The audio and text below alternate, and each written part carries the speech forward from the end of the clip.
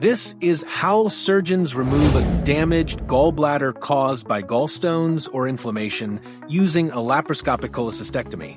The gallbladder is a small organ beneath the liver that stores bile, a fluid that helps digest fats.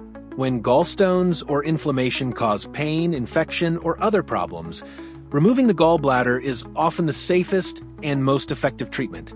The surgery begins with a few small cuts in the abdomen. A laparoscope with a tiny camera is inserted, giving the surgeon a clear view of the internal organs on a monitor. Carbon dioxide gas is used to gently inflate the abdomen, creating space for the surgical instruments.